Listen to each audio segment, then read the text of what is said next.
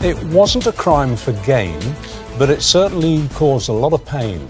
But what do you think? Is prison too harsh for the two guys who felled the iconic Sycamore gap tree and have each been sentenced to 4 years and 3 months in prison? The prosecutors described Adam Carruthers and Daniel Graham's actions as a moronic mission that caused over £600,000 in damage. But I'll repeat the question. Do you think that the punishment has fit the crime, or is a prison sentence for chopping down a tree an overreaction? Well, property lawyer Sophie Campbell-Adams says it is too tough a punishment, but former Chief Superintendent of the Met Police, Dal Babu, says the sentence is fair. Let's come to you first of all then, Dal. 4 years and 3 months. That's a chunky amount of time for damaging a tree when no individuals were hurt.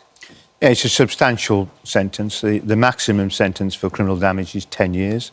I've visited the Sycamore tree. You've got part of the Adrian's wall. Remember, when the tree was cut down, it damaged the wall as well. I mean, it just seems a really, really bizarre thing to do, to have got to... I remember when I travelled there, you can't drive there, so these people were tanked up, they'd drunk a lot, so there's probably a bit of drink drive going on there.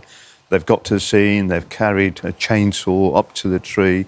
It's pretty premeditated. They're not the sharpest tools in the box. They've filmed themselves doing it. They've taken a trophy, a little bit of the tree. I think it's a fair sentence. And do you think it's a fair sentence partly because it reflects widespread public outrage? There was real anger about this, not just in the area, but across the country, and actually not just in this country, because the film The Tree, is internationally famous because it's featured in the Robin Hood film. So do you think, to some extent, the judge's sentencing was driven by that, by public anger? Well, the judge's sentencing guidelines are very, very strict, so there's things that they can do. They can give a discount, a third of a sentence, if somebody pleads guilty. We still don't know what the motivation is. Because they didn't plead guilty. Yeah. They've got themselves to blame for the substantial sentence they've got. And I think it also sends out a message, because what you don't want to have is copycat situations up and down the country where people think, well, I can get a little bit of internet fame by doing something foolish like this. Sorry, Dal. Sophie, there's no doubt that a lot of people were very, very upset by this. It held a special place in hundreds of thousands of people's hearts, if not millions. And I get upset when any tree's cut down, actually. I love all trees. But is 4 years and 3 months too much? What this boils down to is a tree.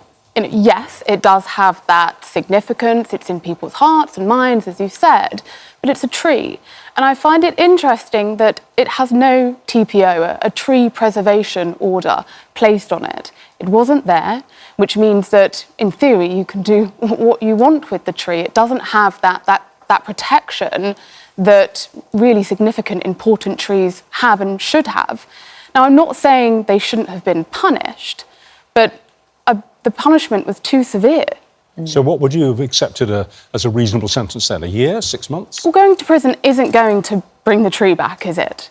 So a community service order, giving back to the community, getting their hands dirty, planting trees to replace the sycamore would be much more suitable. You don't think that when an individual, or in this case a pair of individuals working in tandem, essentially stick two fingers up at society and boast about what they've done. They boasted about what they'd done online the next day. They were looking for clicks, they were looking for follows.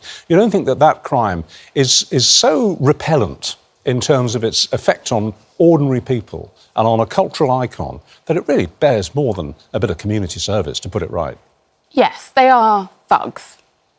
But are they being used as scapegoats here?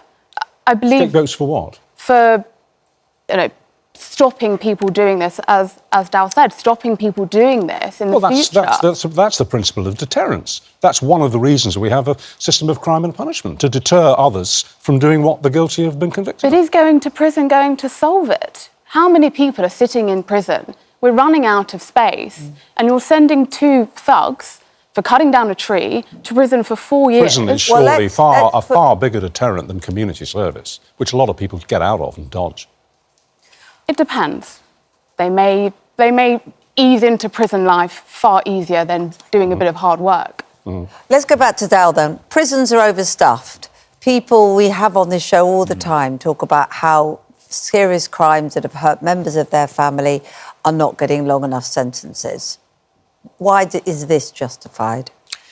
Well, I think there was outrage because you're talking about £600,000 worth. I mean, you can't put a price on it, but that's the price that the justice system had put on that. You could get 10 years. I think it's absolutely scandalous that somebody has gone there in a drunken state, driven there in a drunken state, gone up there with the chainsaws, chopped this tree down, and then goes for clicks, as Richard says. They put it on the internet. They're looking for fame.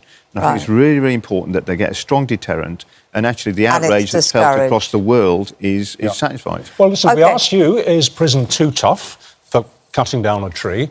35% of you, just over a third, said yes, but 65% said no. You obviously back that sentence. Thank you for. I mean, it's a hard argument to make because of the public wave of anger on this, but you made it very well. Thank you for coming in. Thank you.